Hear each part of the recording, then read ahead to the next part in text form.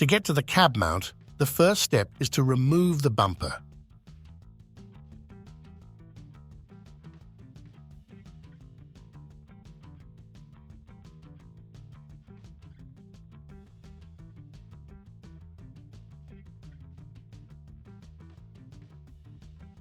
Once the bumper is detached, it's time to tilt the cab. Open the flap below the passenger door and tilt the cab forward using the usual method.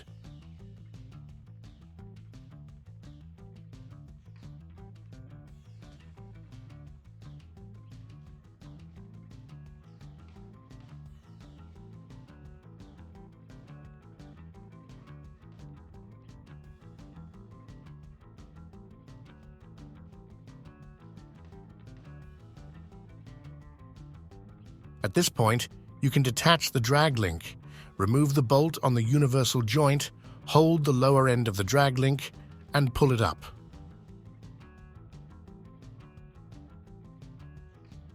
While here, go ahead and loosen the bolts underneath the cab. Note: do not remove the bolts just yet.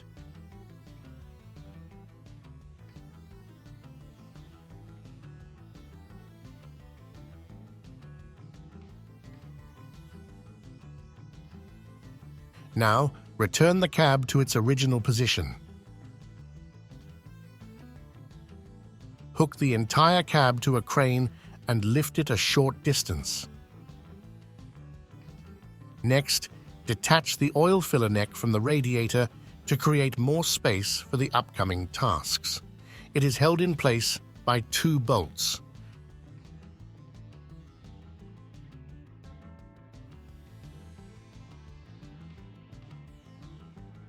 Once these are removed, move the filler neck aside and push it to the rear. Doing this ensures it won't obstruct you later. Remove the control rod from the upper ball bearing and pry out the clip.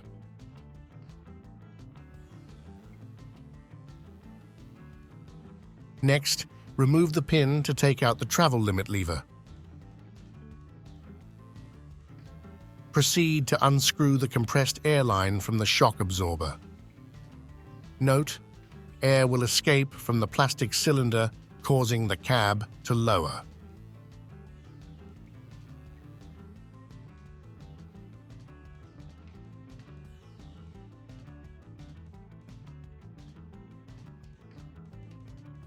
Repeat the entire procedure on the other side of the vehicle.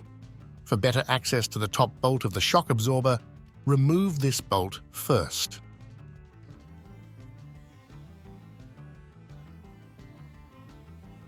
Utilize a long lever to unscrew the bolt on the lower shock absorber mount. Completely remove the bolt.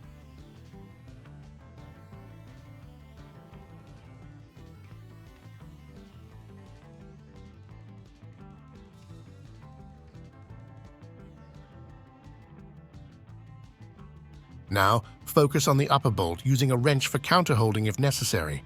Unscrew the nut and then pull the bolt out of its fixture.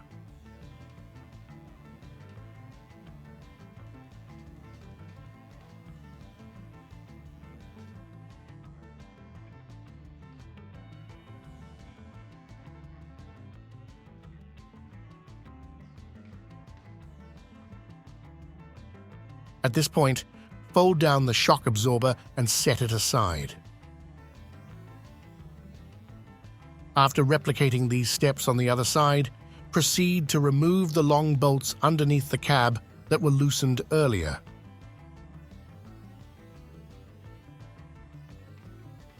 Lift the cab slightly higher using the crane to relieve tension on the cab mount pins. These pins can now be pushed out manually. Information: it's advised to get a coworker to assist with the next step. Together, remove the cab mounting rod.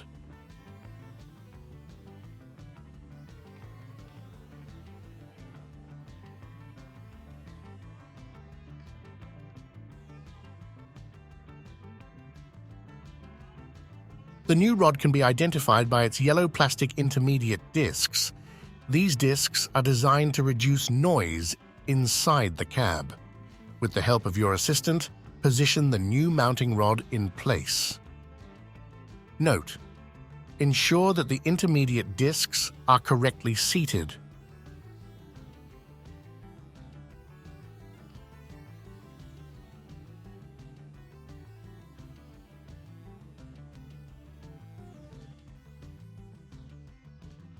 Start by reinserting the long bolts into their respective places.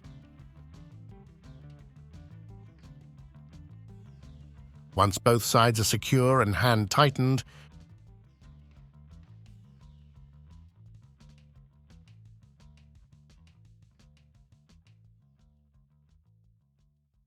proceed to insert the front pins.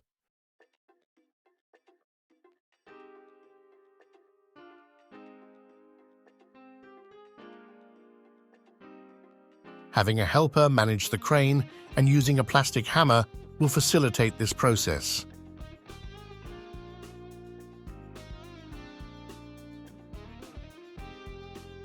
Next, remount the shock absorber and insert the lower bolt.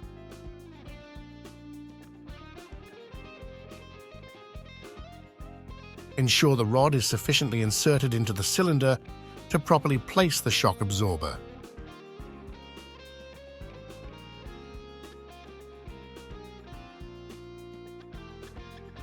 Use a screwdriver for precise alignment of the shock absorber, enabling easy bolt insertion through the eyelet.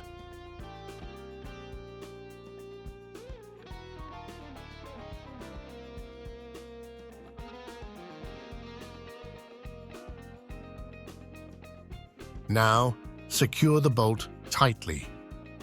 Information: ensure both shock absorber bolts are tightened to the specified torque.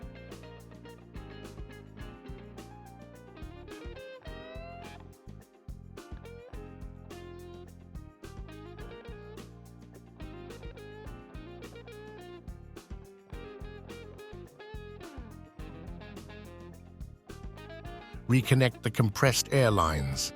Depress the linkage onto the bearing bracket to pump air into the cylinder, raising the cab.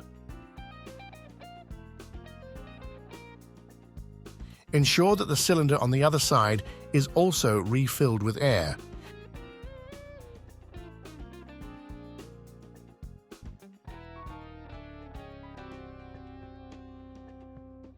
You can now reinstall the travel limit lever.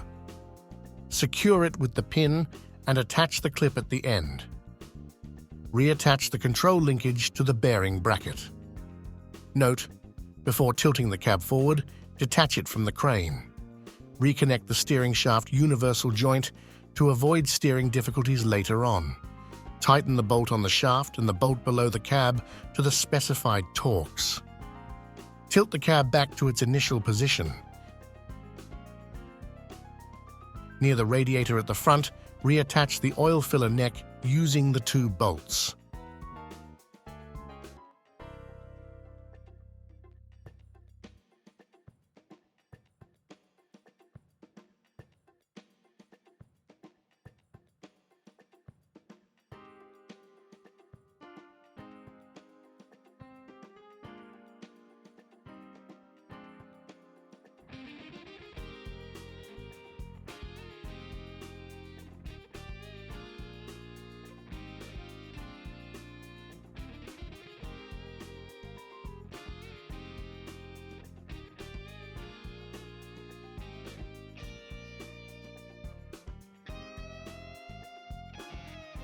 Secure one bolt at the bottom and the other at the top of the filler neck.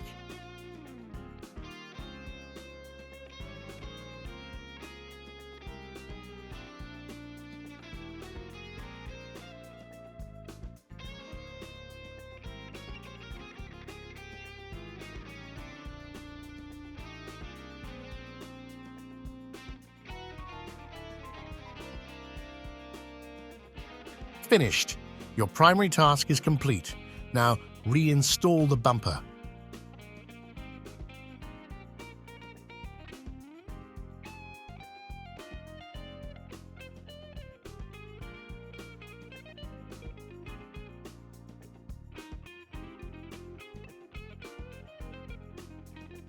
For the final test, shake the cab vigorously and check by hand for any remaining play in the hinge.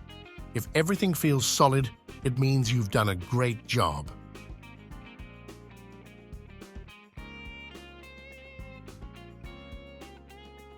Conclude your work with a test drive to ensure that the rattling noise has been eliminated.